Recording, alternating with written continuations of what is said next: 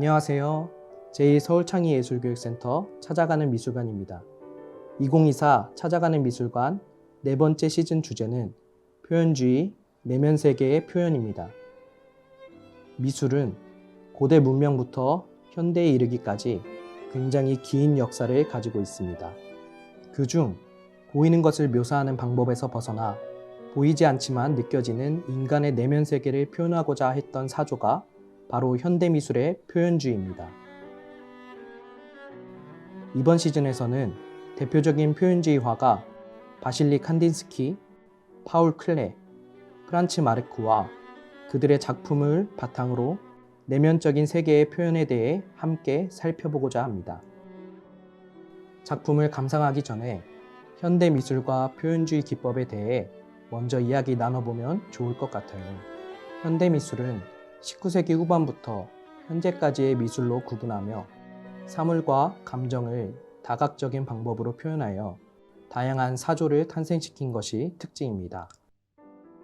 전통적인 형식인 보이는 모습을 사실적으로 묘사하는 방법에서 보이지 않는 내면의 세계를 추상적으로 표현하는 시도가 시작되었어요.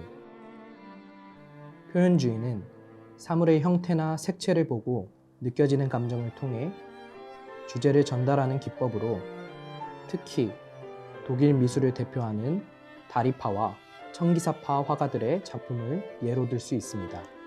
이러한 시도는 1800년대 후반에 카메라와 튜브 물감이 발명되면서 더욱 많아졌어요. 보이는 현상을 그대로 나타내는 일은 카메라에게 맡기고 튜브형 물감을 가지고 장소와 공간의 제한 없이 언제든 다양한 장소에서 그림을 그릴 수 있게 되었습니다.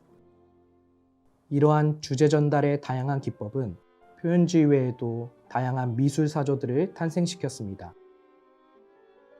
20세기 초반에 나타난 야수주의, 입체주의, 표현주의, 초현실주의와 20세기 중반 이후에 나타난 팝아트, 비디오 아트 등으로 구분할 수 있어요.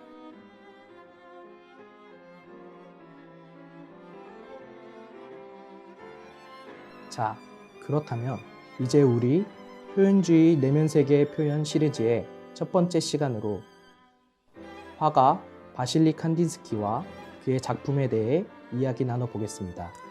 바실리 칸딘스키는 러시아 출신 화가입니다. 그는 1908년부터 1909년까지 독일 미넨에서 신미술가 동맹을 결성하여 활동했어요. 그 당시 칸딘스키는 주로 풍경화와 자연을 대상으로 한 그림을 많이 남겼어요. 그런데 그의 작품 속 대상은 시간이 흐를수록 차츰 선명한 경계가 없어지면서 형태가 흐리게 변형되었고, 반면 색채는 힘차고 불규칙한 선들이 교차되는 조형적인 요소들로 표현되기 시작했어요. 이 시기를 우리는 칸딘스키의 전성기라고 부르는데요. 칸딘스키는 색채는 우리 정신에 직접적인 영향을 미치는 힘이야. 형태와 색채만으로 충분히 아름다울 수 있구나 라고 말했어요. 1914년 1차 세계대전이 시작되면서 칸딘스키는 독일에서 다시 고향인 러시아로 돌아가게 되었어요. 그 시기에 러시아에서는 혁명이 일어났고 칸딘스키는 소련 정부의 미술행정위원이 되어 모스크바 대학에서 강의를 하게 되었어요.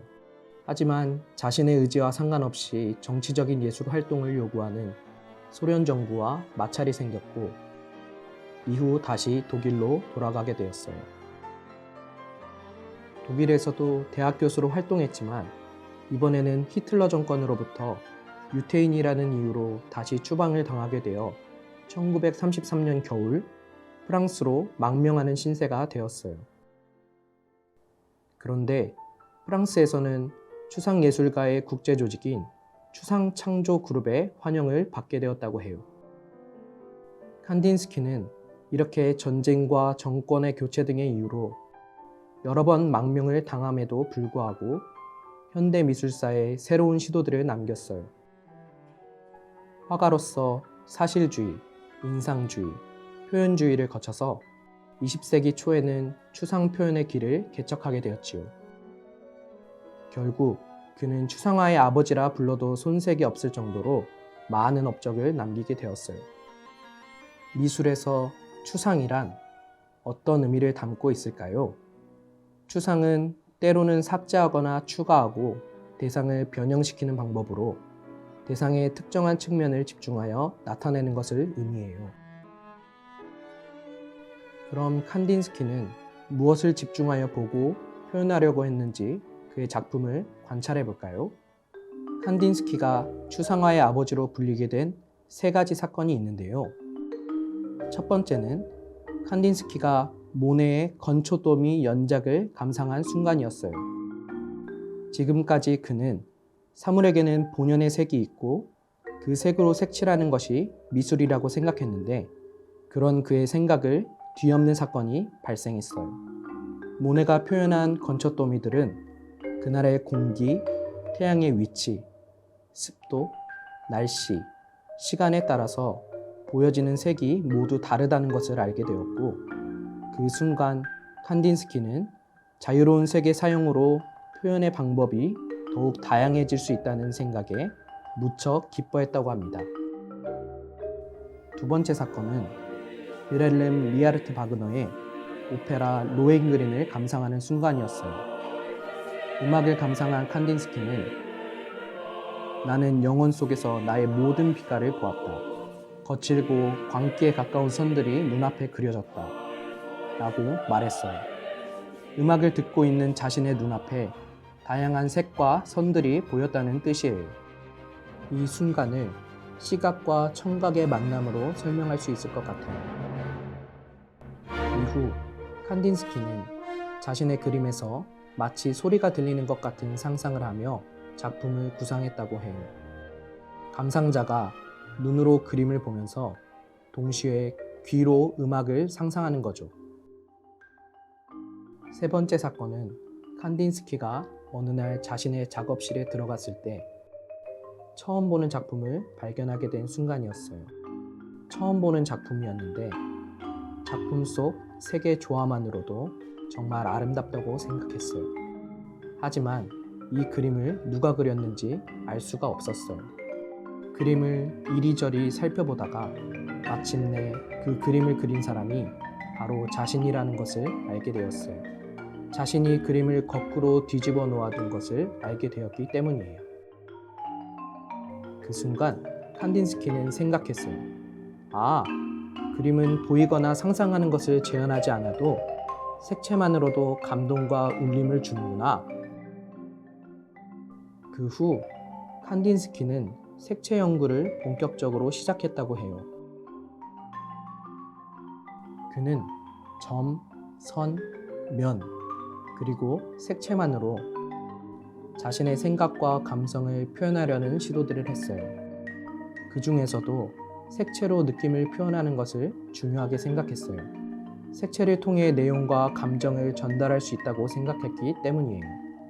그래서 작품마다 다채로운 색채를 사용하기도 하고 특정 색채를 강렬하게 표현하기도 했어요. 현대미술의 다양한 사조 중에서 표현주의와 칸딘스키의 작품을 살펴보았습니다. 앞으로 칸딘스키의 작품을 감상할 때는 형태와 색채가 주는 의미와 느낌을 잘 관찰해 보는 것도 좋을 것 같아요. 마치 숨은 그림 찾기를 하듯 그림 안에서는 보이지 않지만 추측하고 관찰하며 보여지는 것을 찾아보는 것도 흥미로울 것 같습니다. 그것이 바로 화가가 우리에게 전달하고자 하는 작품 속 이야기가 아닐까요? 제2서울창의예술교육센터 찾아가는 미술관 4번째 시즌 표현주의 내면세계의 표현이었습니다.